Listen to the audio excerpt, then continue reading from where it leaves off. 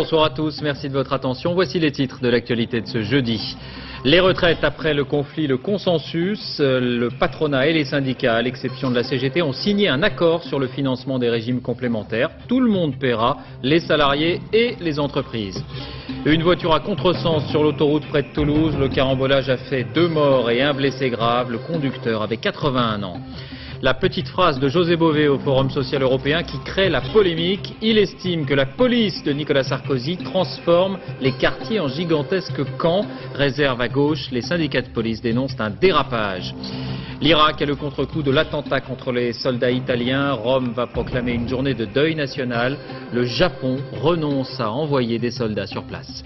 Un premier pas des grandes surfaces contre les sacs plastiques. Elles s'engagent à réduire leur nombre de 15 à 20%, grâce entre autres aux sachets consignés ou aux matières recyclables, insuffisant pour les associations et le ministère de l'écologie. Enfin, la plus haute tour du monde, elle sera inaugurée demain à Taïwan, 508 mètres de haut, 101 étages.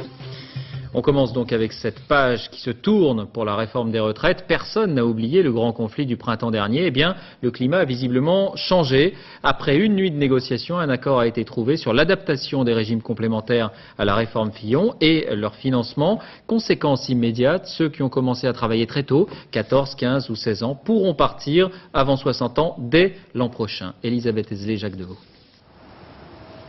Promenade automnale, Joseph Régnier est en repos forcé depuis plusieurs mois après une opération à la hanche. Peintre en bâtiment, son travail l'a usé, il a hâte de s'arrêter. Je suis très content et là j'ai vraiment ça me redonne du courage de dire eh ben, ça y est, je vais pouvoir partir et puis pouvoir partir en retraite même avec mes petits bobos encore en bonne santé pour pouvoir en profiter un peu. Joseph a 57 ans. Et comme il a commencé à travailler très tôt, il totalise aujourd'hui 42 annuités. Alors, comme 160 000 autres salariés, il va pouvoir prendre sa retraite avant 60 ans dès le 1er janvier prochain. Et cette nouvelle disposition est aujourd'hui étendue au régime complémentaire. La retraite Sécu, c'est pas suffisant. Les complémentaires, je vais pouvoir bénéficier de la complémentaire. Donc, eh bien, je vais faire avec, mais ça va quand même. Je pouvais pas partir qu'avec la Sécu, mais avec la complémentaire, là, oui, ça va être convenable.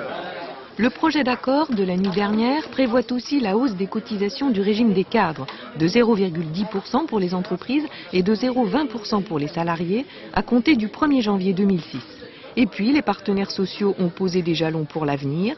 Le régime des retraites a été garanti in extremis jusqu'en 2012. Autre signature, celle de l'accord sur la réforme du régime d'indemnisation des intermittents du spectacle. La CGT et Force ouvrière n'ont pas signé et de nouvelles manifestations étaient organisées, vous le voyez, un peu partout dans les grandes villes de France, comme ici à Paris. Rappelons-en les grandes lignes de cette réforme. Le nombre d'heures de travail pour être indemnisé reste inchangé, 507 heures, mais elles devront avoir été réalisées exclusivement dans les métiers du spectacle. Et la période de référence durant laquelle ces heures devront être effectuées passera de 12 mois actuellement à 11 mois en 2004 pour tous, puis à 10 mois pour les techniciens et 10 mois et demi pour les artistes. En outre, la durée de l'indemnisation est également raccourcie, 8 mois au lieu de 12. Et à propos de droit du travail, on entend souvent parler de quasi-esclavage, mais les flagrants délits sont rares, d'où l'importance qu'a pris cette affaire qui fait scandale en Gironde. Des ouvriers agricoles recrutés directement en Andalousie travaillaient 12 à 14 heures par jour, 7 jours sur 7 et sans contrat. Agnès Molinier. Ah, ils m'ont dit, il n'y a que ce lit, et si ça ne te va pas, eh bien rentre en Espagne. Alors ils dormaient là, dans cette caravane, à même le sol. Les autres ouvriers andalous, dans cette grange, sans porte, sans chauffage, sur des sommiers rouillés. L'inspecteur du travail n'a pu que constater les conditions d'hébergement offertes dans cette ferme près de Libourne. Pour une durée déterminée, vous devez les loger dans des conditions qui sont conformes à la réglementation. Il n'y a pas de... Je dis pas, je dis qu'il y a beaucoup de choses à faire et ça, les choses on les fait, c'est vrai. Mais vous trouvez que ce sont des conditions dignes ? Conditions dignes, ça dépend ce que vous appelez digne. Je ne sais pas. Ils ont travaillé comme cela, 7 jours sur 7, pendant 9 mois, sans aucun contrat de travail, sans paiement des heures supplémentaires. L'un d'entre eux a tout consigné sur un carnet. C'est inhumain, parce que le maximum qu'on devrait faire, eh bien, c'est 35 heures. Et nous avons travaillé plus du double. C'est une honte. Ça ne peut pas durer comme ça. C'est la démence, quoi. Moi, je sais que je me suis joint à eux parce que je ne pouvais plus accepter ça. je pouvais plus. Non. La CGT qui a saisi l'inspecteur du travail héberge désormais les exploités. Quant à exploiteur, il risque par salarié 1 500 € d'amende. Il leur en a d'ores et déjà proposé 76 000, en espérant stopper net les poursuites. Social en bref, la Cour d'appel de Reims confirme le plan de reprise du groupe Martin et donc des champagnes Bricou. Les salariés ont obtenu satisfaction. La décision ouvre la voie à un reclassement. On en avait parlé ici même. Ces salariés menaçaient de détruire 7 millions de bouteilles. La route, c'est peut-être la loi des séries. Un homme sans permis de conduire est à l'origine d'un nouvel accident mortel. Cela s'est passé à Cavaillon. Le conducteur âgé de 21 ans circulait à bord d'une voiture volée. Il aurait perdu le contrôle du véhicule et fauché 2 femmes qui marchaient sur le trottoir. L'une d'entre elles n'a pas survécu. L'homme avait pris la fuite. Il a été identifié grâce à des témoins et placé en garde à vue. Autre accident aujourd'hui près de Toulouse. Un automobiliste de 81 ans circulait à contresens sur l'autoroute. Il y a 2 morts et un blessé grave. Muriel Lassaga, David Bress. Les pompiers mettront plus d'1 heure à désincarcérer la passagère du véhicule, cette femme gravement blessée. Le conducteur, lui, est déjà mort. Il est environ 10 heures ce matin quand la collision a lieu avec cet autre véhicule percuté de plein fouet, car cette Ford Fiesta roulait à contresens sur le périphérique toulousain. Vraisemblablement, le conducteur venait d'emprunter cette bretelle en sens interdit avant de s'engouffrer sur la rocade. Lui aussi est mort, il avait 81 ans. Ça explique souvent les problèmes de contresens sur la rocade. Il y a plusieurs accidents effectivement ont été provoqués par des personnes relativement âgées. Ou alors ce qu'il arrive également, ce sont la nuit des personnes qui sont ivres, donc qui empruntent les voies rapides à contresens. 2 policiers vont tenter d'intercepter le chauffard. En vain, ils ne pourront éviter l'accident, mais ne sont que très légèrement blessés. Puis quelques minutes plus tard, cette fois-ci de l'autre côté de la route, 2 voitures se télescopent. Des curieux qui s'en sortent bien. Au total, 2 morts, 3 blessés, dont un grave. Un bilan très lourd pour une imprudence malheureusement trop fréquente. Le plan du gouvernement pour la protection des buralistes, il a été annoncé par Nicolas Sarkozy en déplacement pour l'occasion à Alfortville. Il comprend 12 mesures. Paul de Genève, Guillaume Fautra. Dimanche soir, ce bar tabac se fait cambrioler. Les 2 voleurs repartent avec 65 € et des jeux à gratter. C'était la première fois à cet endroit. Pour le patron, c'est clair. Avec l'augmentation du prix des cigarettes, les bureaux de tabac sont aussi menacés que les banques. Ils essaient de ne plus augmenter le tabac, parce que je veux dire, ça devient vraiment un produit de luxe. Avant, c'était un produit populaire. Nicolas Sarkozy vient donc avec un plan pour sécuriser ses bureaux de tabac, et avec des chiffres. En zone police, il y a bien eu une augmentation des agressions. Au cours des 10 derniers mois, 249 débitants de tabac ont été agressés contre 209 pour la même période l'an dernier, une hausse de 20%. En revanche, aucune augmentation n'a été constatée par les gendarmes. Mais les buralistes craignent que ce phénomène ne s'accélère. Selon eux, depuis la mi-octobre, de nombreux vols ont été recensés, comme ici, dans la Sarthe, mais aussi à Toulouse, à Paris ou dans le Gard. Des cambriolages ou des braquages plus ou moins violents. Nicolas Sarkozy annonce donc que les bureaux de tabac seront dorénavant particulièrement surveillés. Toutes les patrouilles de police ou de gendarmerie auront désormais comme mission d'intégrer les buralistes dans leur cheminement obligatoire. Une présence policière assurée également au moment de la livraison. Autre mesure, multiplier les actions contre la contrebande et le commerce illégal, mais aussi une augmentation des contrôles douaniers. Enfin, l'aide à la sécurité sera portée à 10 000 €. Quant à l'augmentation du prix des cigarettes, prévue en janvier prochain, les buralistes négocieront à partir de demain avec le Premier ministre. Et puis 5 de ces 12 mesures portent sur la prévention des trafics. On va y revenir dans un instant. Après cette manifestation qui s'est déroulée tout à l'heure à Paris, des buralistes précisément à la vue des CRS qui protégeaient les ministères. Ils ont lancé des tracts et ont été visés par des gaz lacrymogènes.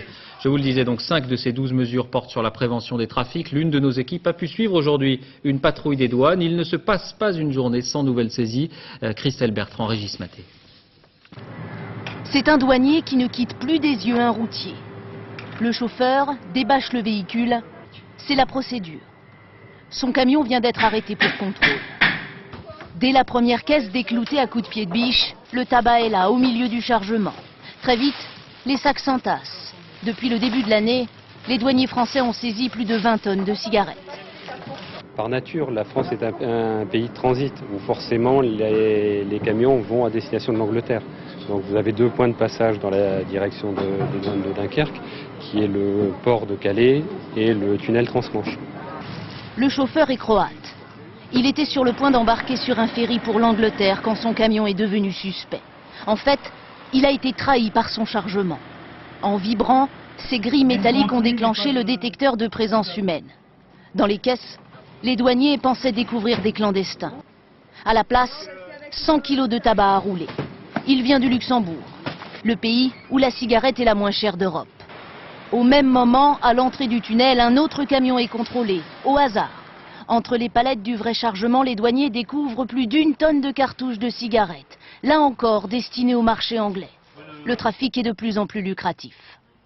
L'intérêt est aussi important de frauder avec des cigarettes qu'avec des stupéfiants. Et en cette période de Noël, les trafics augmentent. Ces 15 derniers jours, les douaniers ont saisi plus de 5 tonnes de cigarettes.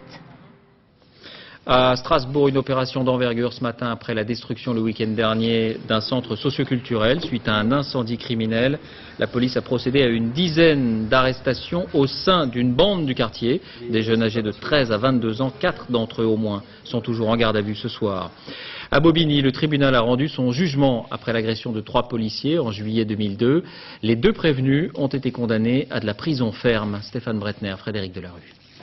Je suis encore dans mes droits. 3 ans et demi de prison pour son fils, moitié moins que les réquisitions du procureur, mais encore trop pour cette mère.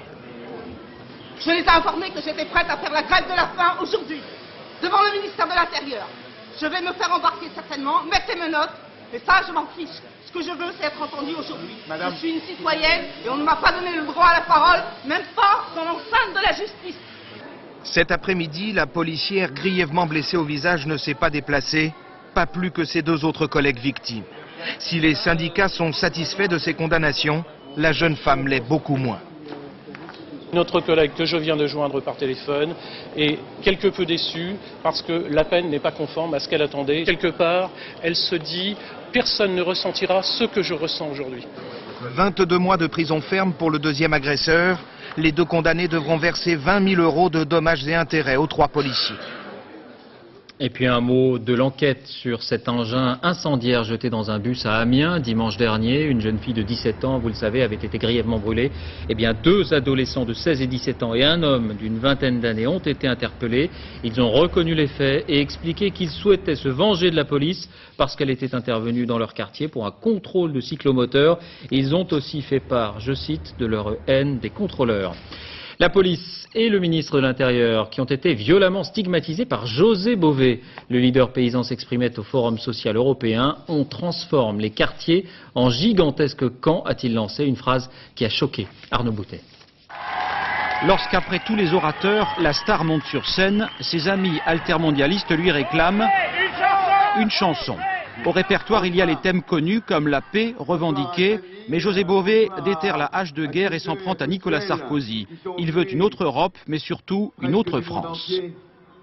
On n'acceptera pas de se laisser marcher dessus. On n'acceptera pas que la police de Sarkozy transforme les quartiers en gigantesques camps. À ses côtés, le maire de Saint-Denis partage sa pensée, mais pas forcément le choix des mots. José Bové a raison de dire cela. Aujourd'hui, on est dans une politique menée par ce gouvernement qui est une politique d'exclusion nouvelle. Quand il évoque le mot « camp », non, je pense que c'est excessif. Mais de la même façon que quand on emploie le mot ghetto, pour là aussi essayer de montrer ce qu'est une réalité, je pense que ces mots sont excessifs. José Bové se dit choqué par les lois Sarkozy. L'intéressé ne réagit pas. Mais pour le syndicat de police proche de la droite, il y a clairement dérapage. Du même acabit, vous savez que les déclarations de Le Pen, qui parlent du détail, parlent de choses qu'il ne connaît pas, il ferait bien de se taire parce que c'est des sujets beaucoup trop graves pour les utiliser pour satisfaire son ego. Le Forum social européen se veut un espace de rencontre et d'échange, une tribune également pour clairement dire non par tous les moyens, avec ou sans finesse.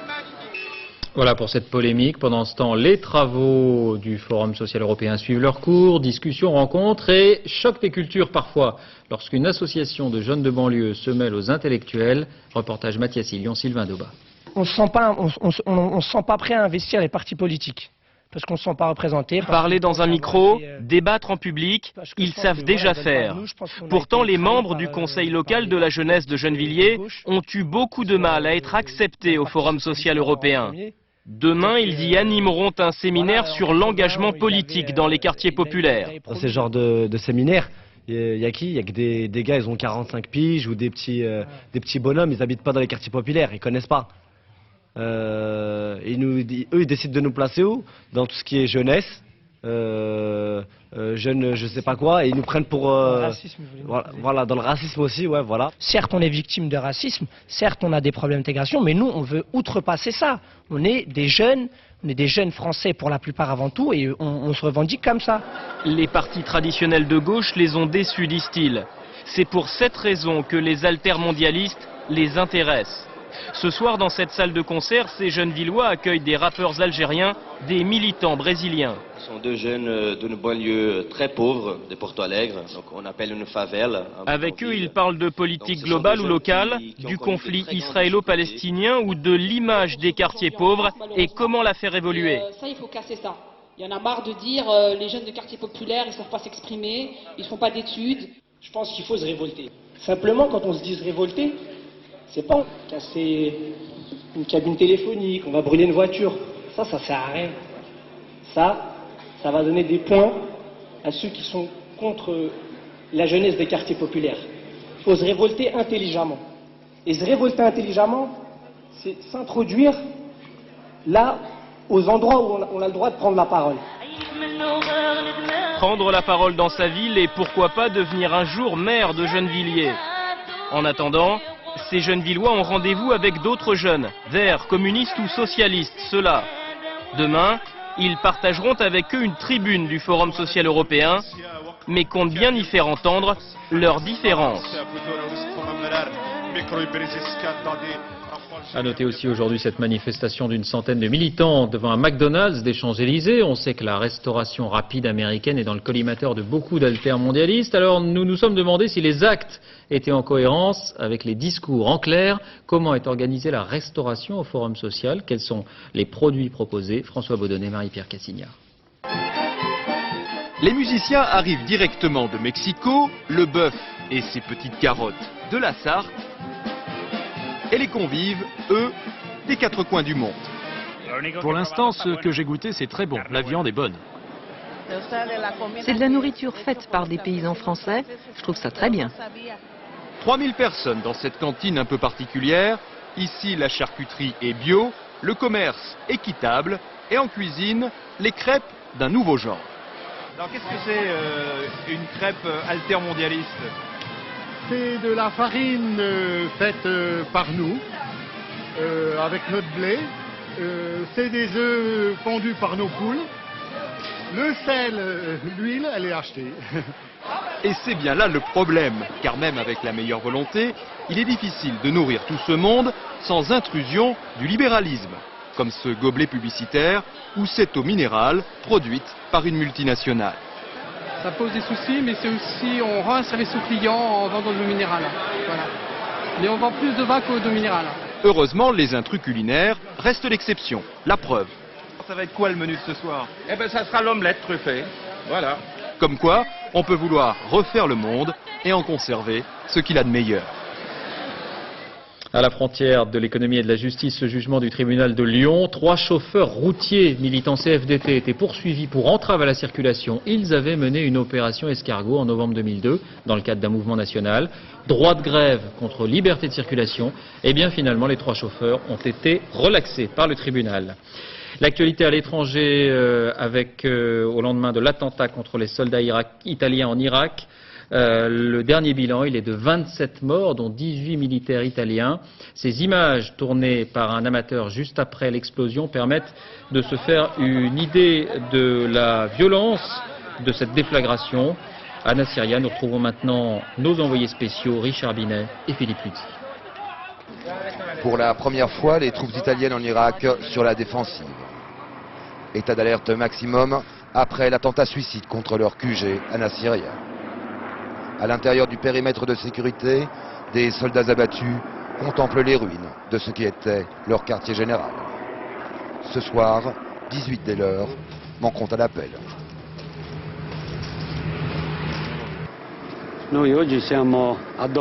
Aujourd'hui, c'est un jour de douleur. C'est un jour endeuillé par la mort de tant de nos amis, par la mort de tant de nos soldats.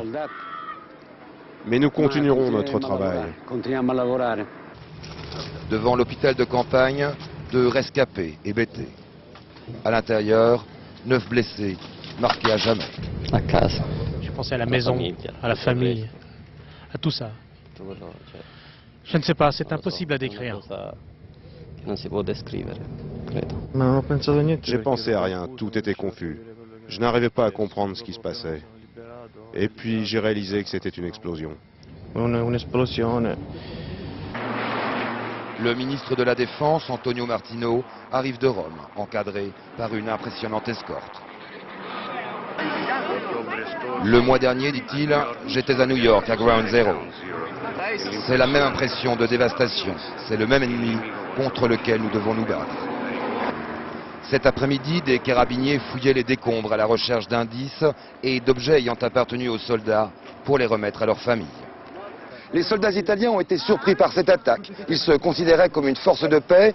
Ils savent que désormais ils sont la cible des terroristes, comme toutes les troupes étrangères en Irak. Oui, le coup est rude pour la coalition. Le Japon a décidé de renoncer à envoyer des soldats à Rome. La presse parle d'un 11 septembre italien. Maryse Burgot. Les corps des carabiniers n'ont pas encore été rapatriés en Italie. C'est donc devant leur quartier général que des anonymes viennent spontanément manifester tristesse et incompréhension. J'ai le sentiment d'avoir perdu des frères. Les Italiens sont très attachés à leurs carabinieri, ce corps de gendarmes affecté jusque dans les plus petits villages du pays. Les drapeaux en berne offrent ce soir l'image d'une Italie profondément indignée. Jean-Paul II a d'ailleurs prié aujourd'hui pour les victimes de cet attentat qu'il qualifie lui aussi de cruel.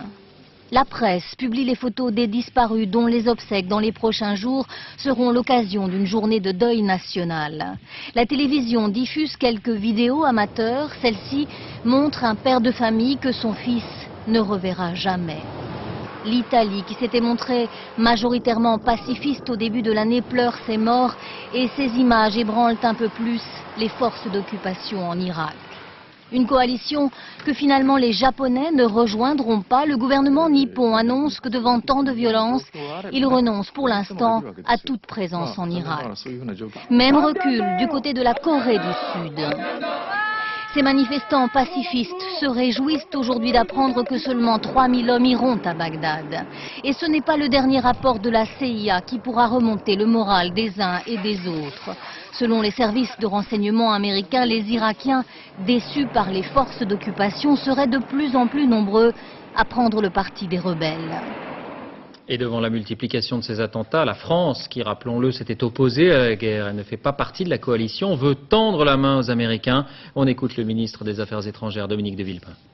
C'est une main tendue que nous adressons à nos amis américains, une main ouverte.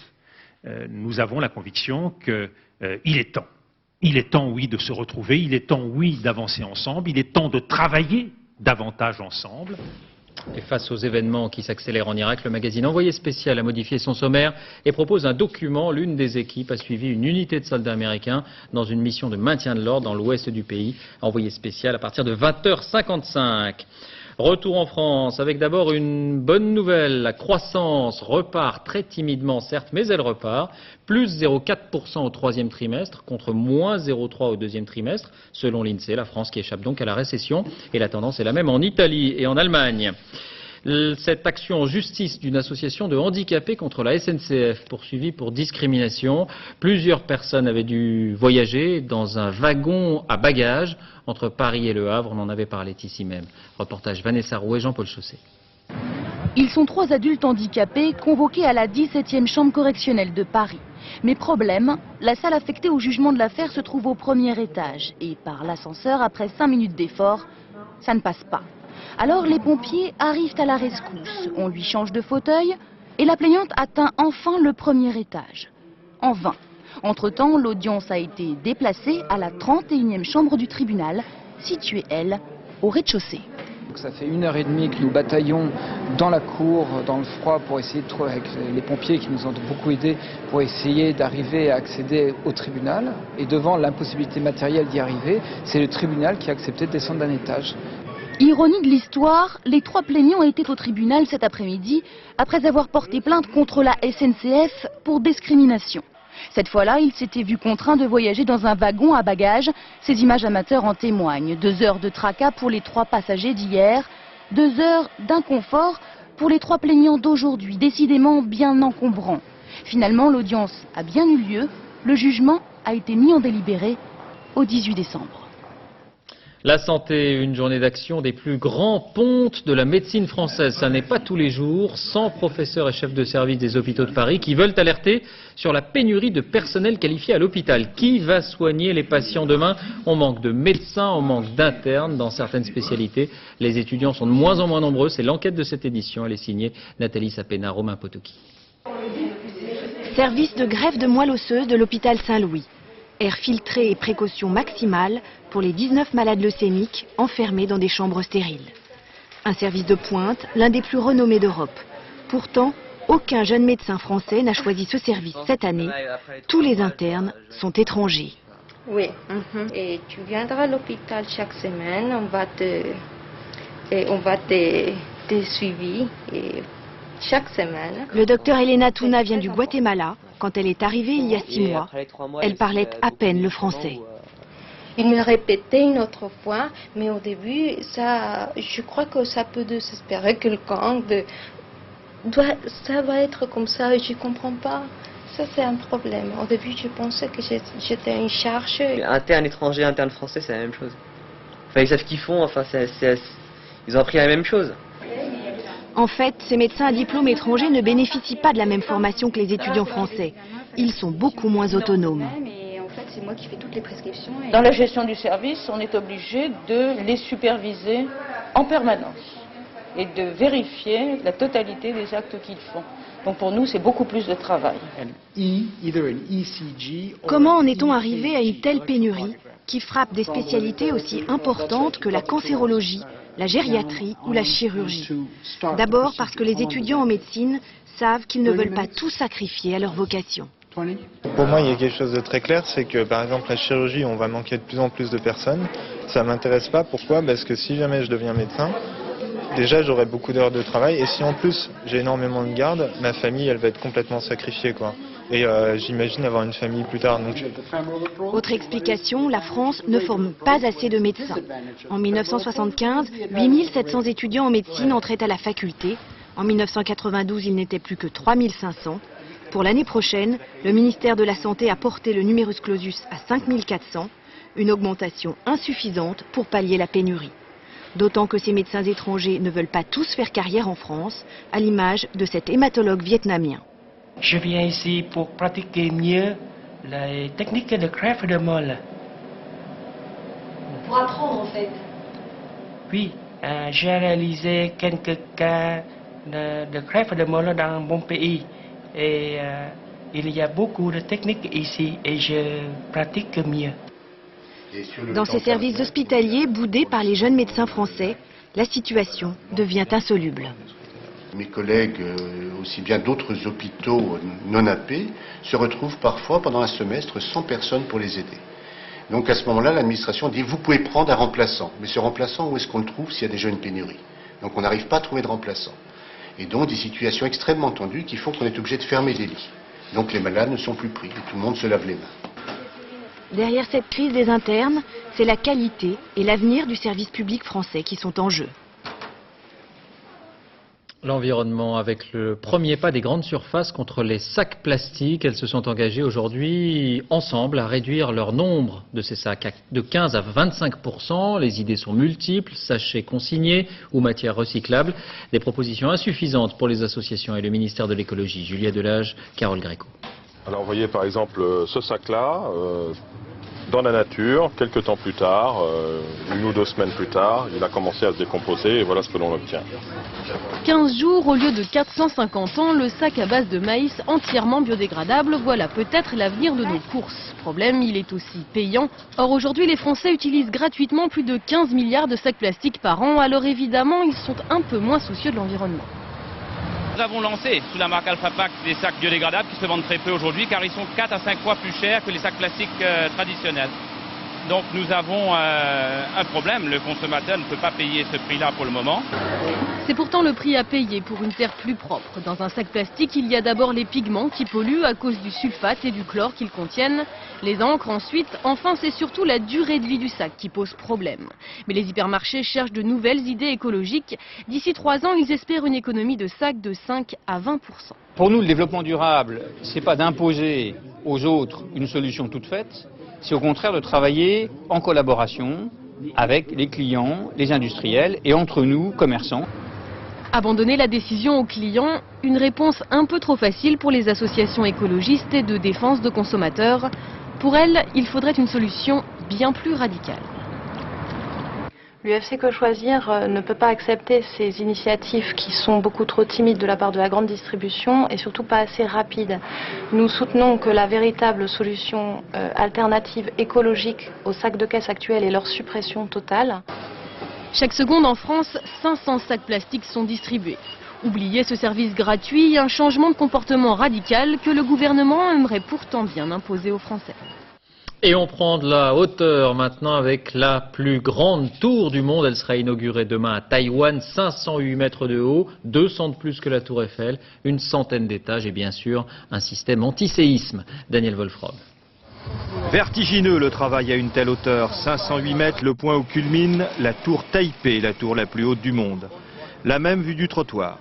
Depuis un siècle, les ingénieurs rivalisent pour monter toujours plus haut. La tour Eiffel, l'Empire State Building à New York, les tours jumelles de Kuala Lumpur en Malaisie, plus de 200 mètres, gagnées entre le symbole de Paris et cette tour, orgueil de Taipei. Mais Taïwan, le pays qui a relevé le défi, n'est peut-être pas le mieux choisi. L'île est secouée chaque année par 2000 séismes et frappée par des typhons. Pour limiter l'impact d'un vent violent, une boule d'acier de 680 tonnes a été suspendue au sommet. Par son poids, cette boule doit limiter les vibrations du bâtiment. Mais les risques subsistent. Le terrain sédimentaire de la ville est friable, comme la situation économique mondiale. La tour doit abriter une bourse, des centres commerciaux, des bureaux. Bref, tous les signes d'un libéralisme débridé aux antipodes des préoccupations croissantes sur l'état de la planète. Des piscines d'un nouveau type, il ne s'agit plus seulement de nager, de faire du sport. Les nouvelles piscines seront, semble-t-il, des lieux branchés, des lieux de sortie ou de relaxation, jeux de lumière, concerts sous-marins. À Berlin, notre correspondant Patrice Romden. Toujours en quête d'un concept pour améliorer leur confort, voilà que les Allemands inventent le Liquidrom. Tout est dans le nom. Un temple dédié au liquide, qu'il soit coloré version cocktail, transparent version piscine ou encore sonnant et trébuchant puisqu'il faut débourser 15 € pour avoir le droit de barboter dans les bassins. Température extérieure 0 degré, d'ailleurs on est à l'extérieur, mais l'eau est chaude. J'ai l'impression d'être dans le ventre de ma mère. Je plane complètement. Ici, je me mets à l'abri du bruit de la ville. Pourtant ici, du bruit, il y en a. À l'intérieur, au bord du grand bassin, où se prépare un concert un peu particulier, car ici, le mélomane est invité à faire la planche. Les oreilles immergées, il ne perd rien de la musique, appelons ça de la musique, qui transite par 12 haut-parleurs étanches. Quant à la cantatrice, on la repère aux bulles, car elle chante sous l'eau.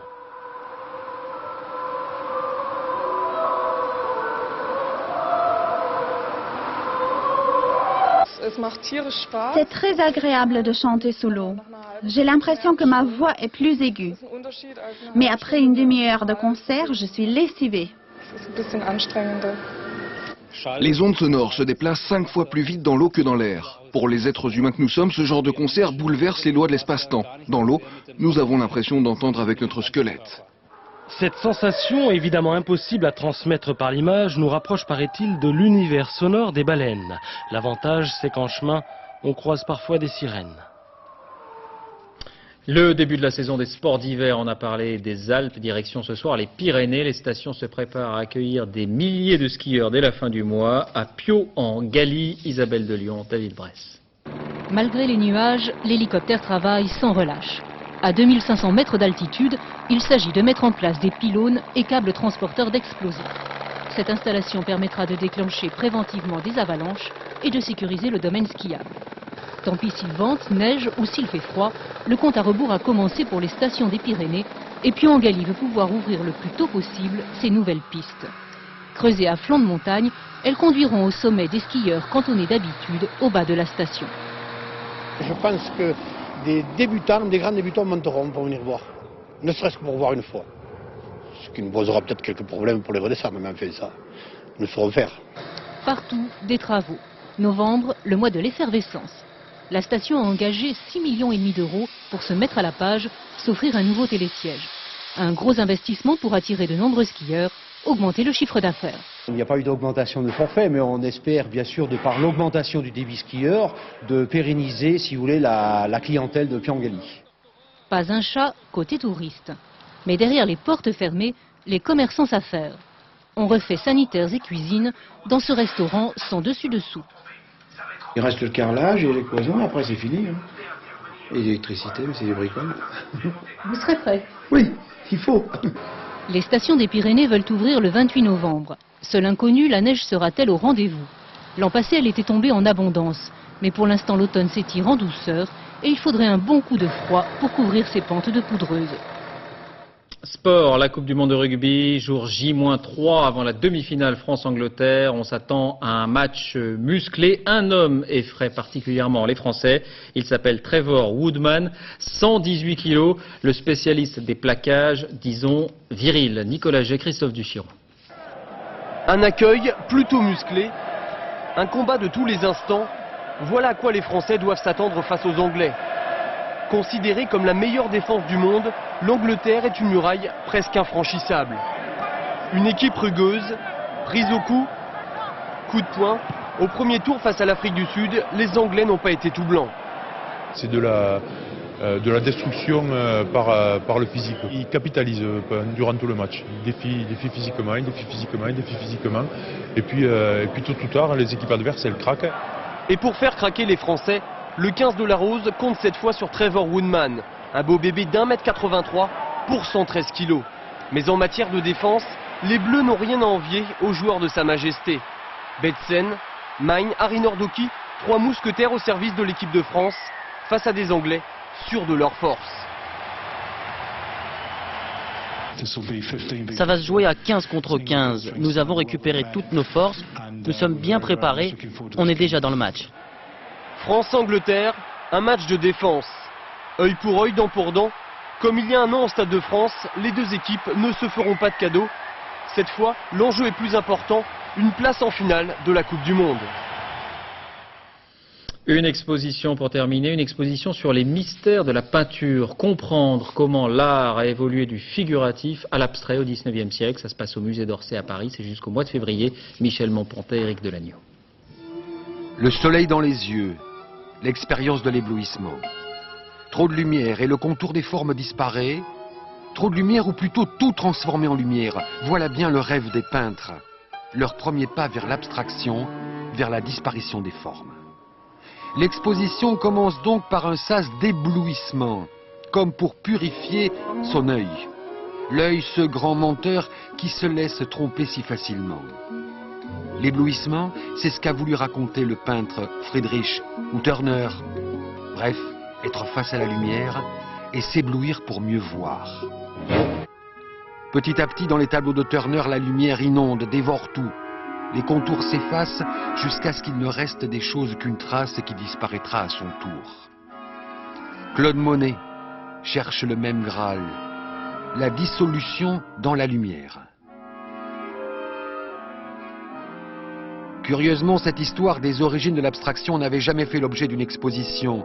Et le musée d'Orsay à Paris expose donc autant qu'il explique, comme ces transmutations magiques de Claude Monet, qui font la cathédrale de Rouen dans la lumière comme un magicien.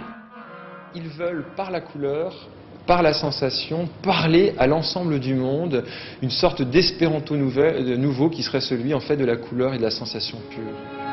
La couleur et la sensation pure, comme ces termes vont bien à ce tableau de Vincent van Gogh.